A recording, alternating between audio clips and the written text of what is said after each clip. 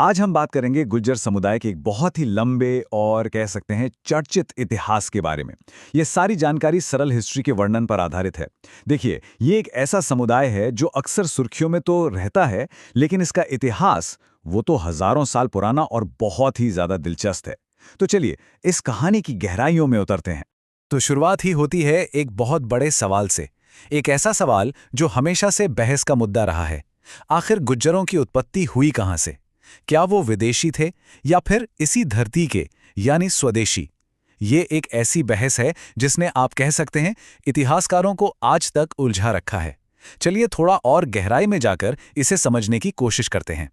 देखिए, किसी समुदाय की पहचान ना अक्सर उसके नाम से ही जुड़ी होती है, और गुर्जरों के साथ भी कुछ ऐसा ही है। ये जो शब्द है गुर्जर, ये असल में संस्कृत से आया है और इसका मतलब होता है शत्रु का नाश करने वाला। तो नाम से ही पता चलता है कि इनकी पहचान एक योद्धा और रक्षक की रही है। और सुनिए, बात यहीं खत्म नहीं होती। राजस्थान में तो इन्हें बड़े सम्मान से मिहिर भी कहते हैं, जिसका मतलब होता है सूर्य। तो चलिए अब थोड़ा और पीछे चलते हैं, इनकी प्राचीन जड़ों की तरफ। आखिर ऐतिहासिक सबूत और पौराणिक कथाएं इनके वंश के बारे में क्या बताती हैं? अच्छा, अब इनके वंश की कहानी ना वो कई अलग अलग दिशाओं में जाती है। एक तरफ तो गुर्जर अभिलेख खुद कहते हैं कि वो सूर्यवंशी और रघुवंशी हैं, और इस बात को मजबूती मिलती है उन शिलालेखों से जिन पर सूर्यदेव की कलाकृतियां बनी हैं। वहीं दूसरी तरफ कुछ इतिहासकार हैं जो उन्हें कुषाण शासकों से जोड़ते हैं। उनका मानना है कि राजा कनिष्क के शिलालेखों पर जो घुसल नाम मिला है वो असल में गुर्जरों के लिए ही है। और फिर आती हैं पौराणिक मान्यताएं, जिनके अनुसार ब्रह्मा जी की पत्नी गायत्री माता और भगवान श्री कृष्ण के पालक पिता नंद बाबा को भी गुर्जर ही माना जाता है। अब आते हैं इनके इतिहास के सबसे सुनहरे पन्ने पर, वो दौर जब गुर्जर प्रतिहार साम्राज्य अपने शिखर पर था। ये वो समय था जब वो सिर्फ एक योद्धा समुदाय नहीं थे, बल्कि पूरे भारत के रक्षक और महान शासक बनकर उभरे। 200 साल ये छोटा मोटा समय नहीं है। लगभग 2 सदियों तक गुर्जर प्रतिहार शासक विदेशी हमलावरों के सामने एक ऐसी दीवार बनकर खड़े हो गए जिसे कोई पार नहीं कर सका। उन्होंने भारत की सीमाओं से दुश्मनों को दूर रखा। ये एक आंकड़ा ही ये बताने के लिए काफी है कि उनकी सैन्य शक्ति कितनी जबरदस्त थी और देश की रक्षा में उनकी भूमिका कितनी कितनी अहम थी। और इस महान साम्राज्य को चलाया किसने? मिहिर भोज, महेंद्रपाल और महिपाल जैसे एक से बढ़कर एक महान शासकों ने। इनके नेतृत्व में सोचिए, लगभग पूरे उत्तर भारत को एक झंडे के नीचे एक सूत्र में पिरो दिया गया था। और नतीजा था स्थिरता और समृद्धि का एक बहुत ही लंबा और शानदार दौर। इनकी अहमियत का अंदाजा आप बस एक बात से लगा सकते हैं। कई इतिहासकार ये मानते हैं कि अगर गुर्जर नहीं होते तो भारत पर 12वीं सदी से पहले ही कब्जा हो गया होता। जरा इस लाइन को सोचिए। ये एक लाइन ही इनकी ऐतिहासिक भूमिका के विशाल असर को बताने के लिए काफी है। लेकिन जैसा कि होता है, हर साम्राज्य का एक अंत होता है। तो अब कहानी एक ऐसे मोड़ पर आती है जहां इस महान साम्राज्य का पतन शुरू हुआ, और इसके साथ ही इस समुदाय की सामाजिक भूमिका में भी एक बहुत बहुत गहरा बदलाव आया। 12वीं सदी के बाद वो विशाल साम्राज्य बिखरने लगा।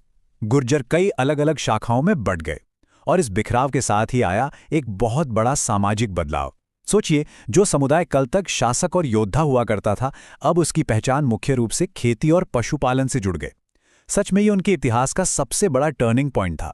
साम्राज्य के बिखरने के बाद भारत में मुगल काल की शुरुआत होती है, और ये दौर गुर्जर समुदाय के लिए एक और बहुत बड़ी चुनौती लेकर आया। एक ऐसा समय जो उनके वजूद की लड़ाई बन गया, एक भयंकर संघर्ष का दौर। जो भी ऐतिहासिक रिकॉर्ड्स मिलते हैं वो बताते हैं कि गुर्जरों ने मुगलों का जमकर विरोध किया। वो उनके सबसे कट्टर दुश्मनों में गिने जाते थे। लेकिन इस लगातार चलने वाले संघर्ष की उन्हें एक बहुत भारी कीमत भी चुकानी पड़ी, जिसमें लाखों लोगों का जबरन धर्म परिवर्तन भी शामिल था। तो शासक से रक्षक बने, फिर किसान और फिर विद्रोही। इतने लंबे और उतार चढ़ाव से भरे सफर के बाद आज गुर्जर समुदाय की विरासत क्या है? चलिए अब उनकी आज की पहचान पर एक नजर डालते हैं। आज की तस्वीर काफी दिलचस्प है। ये समुदाय आपको हिंदू, मुसलमान और सिख तीनों ही धर्मों में मिलेगा। और ये जो धार्मिक विविधता है, ये कोई अचानक नहीं आई। ये सीधे सीधे उनके इतिहास और संघर्षों का ही नतीजा है। जैसे पंजाब में कुछ गुर्जरों ने अपने धर्म की रक्षा के लिए सिख धर्म अपना लिया, तो वहीं कई दूसरी जगहों पर दबाव के चलते उन्हें इस्लाम कबूल करना पड़ा।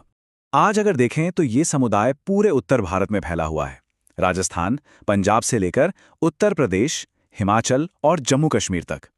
राजस्थान में आपको लगभग सभी गुर्जर हिंदू मिलेंगे, तो वहीं उत्तर प्रदेश और जम्मू कश्मीर में हिंदू और मुस्लिम दोनों आबादी देखने को मिलती है। और ये विरासत, ये तो बंटवारे के पार भी जाती है।